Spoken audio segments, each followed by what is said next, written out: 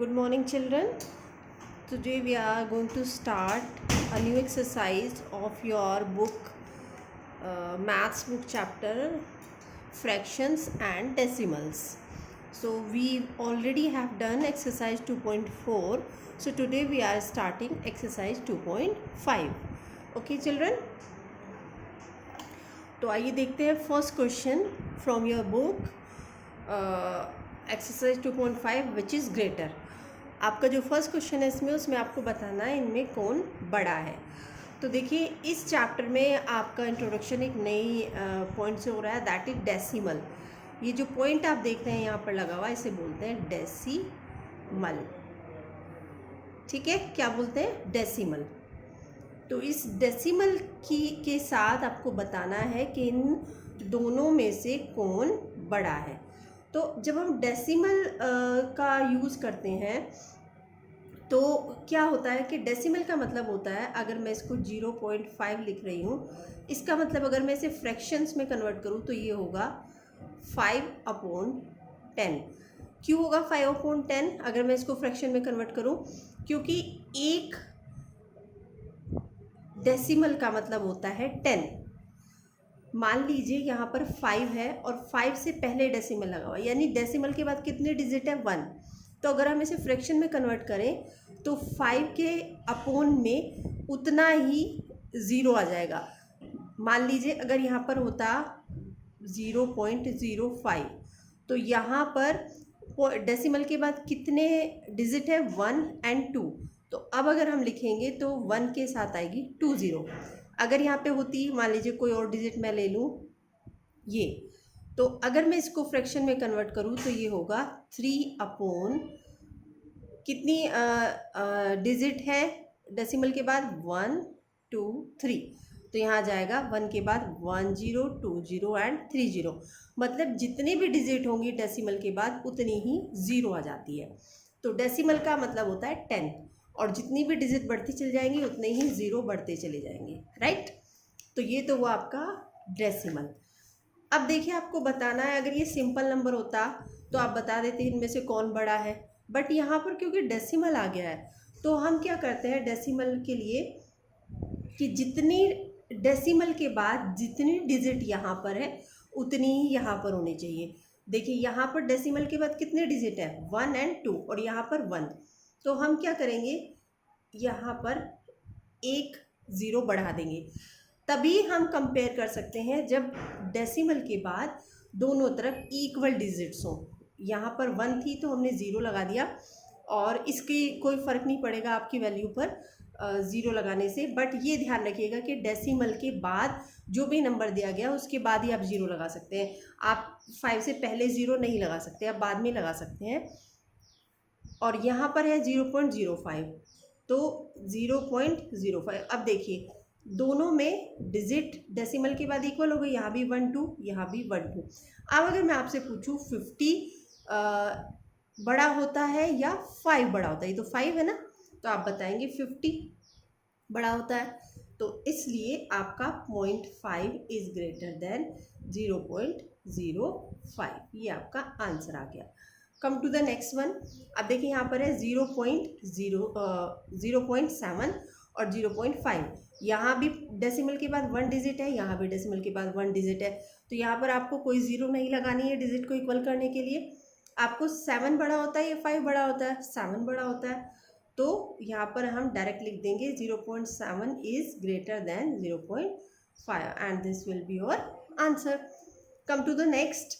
यहाँ पर है 7 और यहाँ पर है 0.7. तो अगर मैं इसके बाद डेसिमल के बाद ये लगा दूँ, पॉइंट डेसिमल लगाकर ज़ीरो लगा दूँ, तो इसकी वैल्यू सेम ही रहेगी, ये 7 ही रहेगा. अब ये होल नंबर है, अब ये मैंने डेसिमल में कन्वर्ट कर दिया. अगर 7 है तो ये होल नंबर है, और अगर है 0.7 तो ये कैसा है? ये एक डेसिमल नंबर है. और यहाँ पर क्या है? 0.7. तो 7 बड़ा होगा या 0.7 बड़ा होगा? आप बता सकते हैं कि 7 बड़ा होगा क्योंकि इसमें होल नंबर आ गया है. और यहाँ पर क्या है? डेसिमल. डेसिमल नंबर हमेशा होल नंबर से छोटा होता है. तो कौन बड़ा होगा? होल नंबर, क्योंकि यहाँ पर होल नंबर आ गया एक 7. जो भी आपका डेसिमल के इस साइड होगा वो होगा होल नंबर, और जो इस साइड होगा राइट हैंड साइड वो होगा आपका डेसिमल या फ्रैक्शन। ठीक है, तो इधर का जो होल नंबर होगा, मान लीजिए मैं लिखूँ 1.1, तो ये हुआ होल नंबर और ये हुआ फ्रैक्शन या डेसिमल, तो ये स्मॉल होगा और ये ग्रेटर होगा। ओके, अब देखिए नेक्स्ट 1.37, यहाँ भी डिजिट डेसिमल के बाद 2 है, यहाँ भी 2 है, तो 37 बड़ा होता है या 49, क्योंकि अगर हम होल नंबर देखें दोनों में इक्वल है, यहाँ भी 1 यहाँ भी 1, तो ये तो इक्वल हो गया। ठीक है, अब चलते हैं डेसिमल के बाद के नंबर्स में। यहाँ है 37, यहाँ है 49, तो 37 इज स्मॉलर देन 49, तो ग्रेटर कौन होगा 1.49, और इसे हम 49 नहीं पढ़ेंगे कभी भी, क्या पढ़ेंगे 1.49। अब आइए यहाँ पर देखिए 2.03 एंड 2.30, तो ये आप पहला नंबर देखिए होल नंबर है, दोनों इक्वल है, तो यानी यहाँ तो हम नहीं देख सकते। अब डेसिमल की बात चलते हैं, यहाँ है 0.3 और यहाँ है 30, तो 3 बड़ा होता है या 30 बड़ा होता है, 30 बड़ा होता है, तो 2.30 is less than 2.30 and 2.30 is greater than. Come to the next one 0.8 और 0.88, तो यहाँ पर फिर से हम वही करेंगे कि हम इसकी डिजिट के बाद वैल्यूज़ जो है वो इक्वल करेंगे, डिजिट नंबर पूरा करेंगे। यहाँ क्योंकि 1 है और यहाँ 2 है, तो हम यहाँ 0 लगा देंगे और इसको पूरा करेंगे। अब देखिए 80 बड़ा होता है या 88, 88 बड़ा होता है, तो यहाँ पर 0.88 विल बी ग्रेटर देन। तो इस तरह से आप इसको कंप्लीट करेंगे। ओके चिल्ड्रन, अब देखिए अपना नेक्स्ट क्वेश्चन पर आइए। आपका नेक्स्ट क्वेश्चन है express as rupees using decimal. आपको इन जो रुपीज़ हैं, पैसेज हैं, इनको डेसिमल में कन्वर्ट करना है। सबसे पहले आपका 7 पैसे, 7 पैसे को आपको डेसिमल में कन्वर्ट करना है, यानी रुपीज़ में कन्वर्ट करना है। तो देखिए 1 रुपीज़ में कितने पैसे होते हैं हम सबको पता है, 100 पैसे होते हैं। अगर मैं इसको रिवर्स करके लिख दूँ 100 पैसे इज इक्वल टू 1 रुपीज़, कोई फ़र्क पड़ेगा नहीं, both are the same thing. 100 पैसे is equal to 1 rupees and 1 rupees is equal to 100 पैसे। अब अगर मैं 1 पैसे की बात करूँ, 1 पैसे में कितने रुपीज़ होंगे, तो क्या होगा, ये अपोन में चला जाएगा 1/100।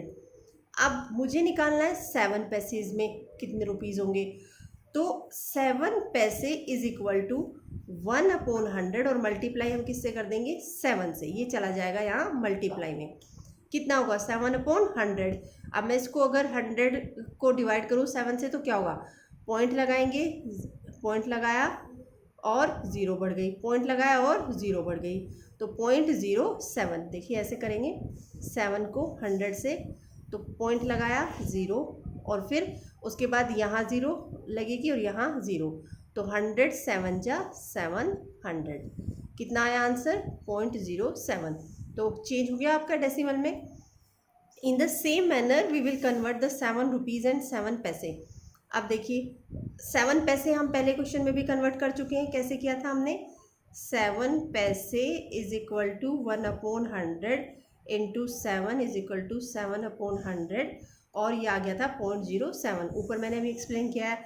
अब इसमें 7 रुपीज़ और है, तो इस 7 रुपीज़ को और इसमें ऐड कर दीजिए, कितना होगा 7 रुपीज़ में 0.07 ऐड करेंगे तो कितना आएगा, ये हुआ 7 रुपीज़ और ये हुआ 0.07। डेसिमल के नीचे हमेशा डेसिमल आएगा, तो ये कितना आएगा 707, और डेसिमल के नीचे डेसिमल, ध्यान रखिए डेसिमल के नीचे हमेशा डेसिमल आएगा। तो ये कितना है आंसर 7 रुपीज़ 707 पैसेज। अब आइए यहाँ पर 77 रुपीज़ 77 पैसे, इसे हम कैसे करेंगे, 77 पैसेज को अगर हमें कन्वर्ट करना है तो हम क्या करेंगे, 77 पैसे इज इक्वल टू 77/100, ऐसे किया ना सेम हमने। यहाँ पर देखिए मैंने इसको डायरेक्ट लिख दिया है कि यहाँ पर होता 1/100 इंटू 77, है ना, 77 पैसे इज इक्वल टू 1/100 इंटू 77, और ये होता है 77/100 पैसे। ठीक है, तो यहाँ पर मैंने इसको ये कर दिया है। आप देखिए 77 को 100 से अगर हम डिवाइड करते हैं तो कैसे होगा, कीजिए डिवाइड 77 को 100 से। 77 पॉइंट लगाया, 0 लगाया, 700, अब 70 आया, फिर से 0 लगाया और ये 7, ऐसे तो करते हैं डिवाइड, तो कितना आया 0.77, ये डेसिमल में कन्वर्ट हो गया। अब जो 77 रुपीज़ है इसको हम इसमें ऐड कर देंगे, 77 रुपीज़ प्लस ये जो हमारा डेसिमल में आया 0.77 पैसे, कितना होगा 77.00 और यहाँ पर ये 00 प्लस करेंगे 77.77, ये आपका आंसर आ गया। ओके चिल्ड्रन, समझ में आया? तो यहाँ तक आप इन दोनों क्वेश्चंस को सोल्व करेंगे।